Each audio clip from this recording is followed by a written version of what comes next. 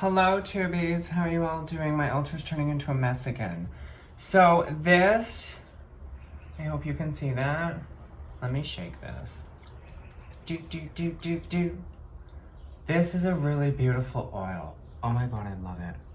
I love it. And it's fully blessed and fully been accepted, and I can still get into it, so we're all good there. But it's a beautiful oil of the dead, and we're gonna be using it on this. So I will link one of the videos where I was working this. We're not gonna be talking about this. If you wanna know more about this, then you can check out that video. It's linked in the description. But what I wanted to talk about while I'm working on this is this Facebook group post that I saw that I can't find. So I can't like bring it up on my iPad and show you all. I'm very disappointed by that, very sad, very depressed, just absolutely miserable. And I need my thing to dress this. I'll be right back. And before I go any further, yeah, you're like, why are you using an X-Acto knife to get incense out of there and onto a coal? Because I can. So this post was talking about how do you get past a practitioner's, oh wait, why am I melting this? A practitioner's defenses. So basically, how do you get past another witch's defenses? And before I go any further with this, I just want to say that this is just a conversation, okay? Don't do this. It's very unwise for witches to go after other witches, especially if you are not as experienced as the particular witch that you're going after is. Just don't shit where you eat, right? Like, that's just not cool. So this post, this lady was asking for ways to get around this, and some people were really upset. They were like, oh, you shouldn't be doing that, power of three, yeah, okay.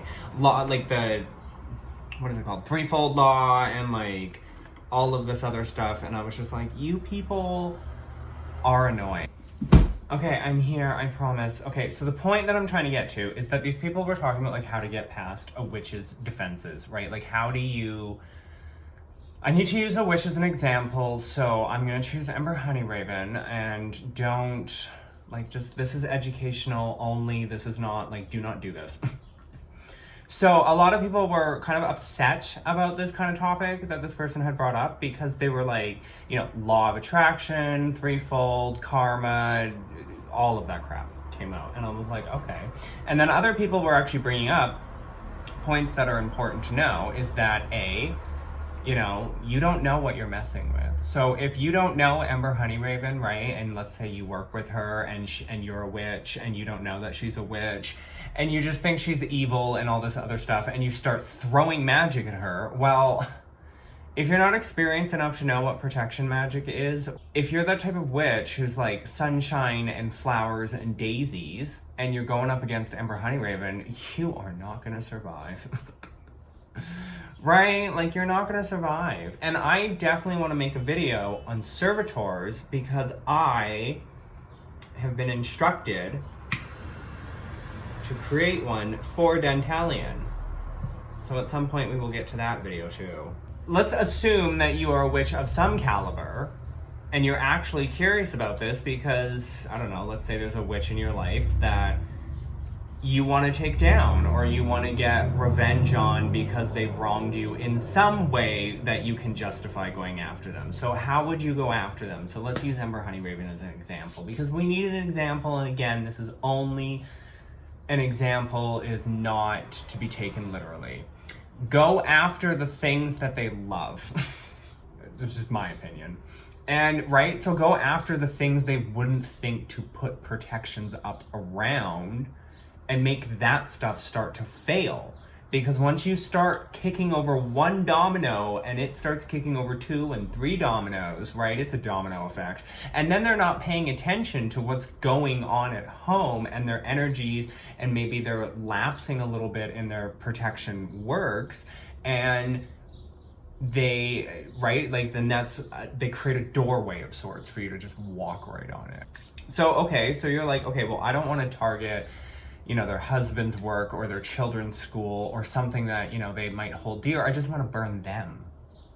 I just want to burn them. Well, that is how you burn them, okay? Let's be real here. If you're going to go after a witch, if you're going to come for a witch and you're going to be casting magics on that witch, you need to go for the jugular. Because if you don't go for the jugular, oh honey, what are you doing if you don't go for the jugular? We're just putting a little bit of this new road opener stuff that I have over here. This is my old road opener, and it's got a lot of ginger in it, and I like it. I just don't like the look and the feel of it. I realize you probably couldn't see that, but this is the ginger kind of road opener. I don't know. It doesn't feel, this road opener dust doesn't feel as road opener-y as this stuff does. So there's that. So you want to go after a witch who who has all these protections, and you're like, okay, I can't go after their husband at work, I can't go after their children's school, I can't go after their work, I just want to cast this spell. I don't want to put a lot of time and effort into it. Well, guess what? You're fucked. Because any witch worth their salt is going to have servitors and wards and sigils and just maybe things you don't physically see, but like magical warding, right? And visualization and traps and all kinds of things, right? And you're gonna have to know how to get past each and every one of those. So what you could do is you could create servitors that go in and attack the warding itself, attack the barriers themselves, and plant seeds of doubt. This is where working with Dantalion would be amazing, because then you could get Dantalion to plant seeds of doubt in the person's mind about them being a witch or being a powerful witch or having any witch competency, and then they start to question their craft, and then their spells start to fizzle out or aren't as powerful, and then their warding becomes like mesh. You just walk right through, right? So like, it's the psychological stuff.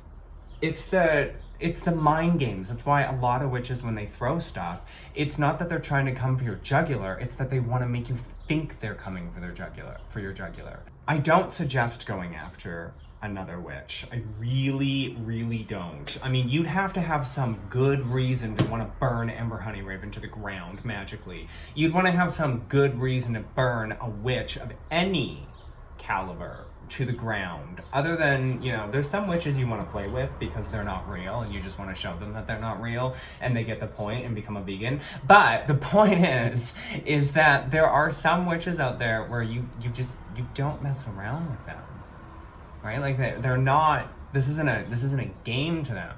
And there's people out there, and I've said this before, there's people on the internet who will just come for you because they think that they can. Right?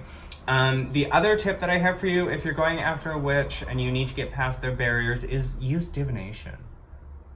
Find out as much as you can through divination about them, about what's going on in their lives, stuff like that. Tarot cards are amazing for that. I check in on witches all the time to see how their lives are going, whether they're still on YouTube or not, because why not? I'm a spy. I like to just spy around in my divination, right?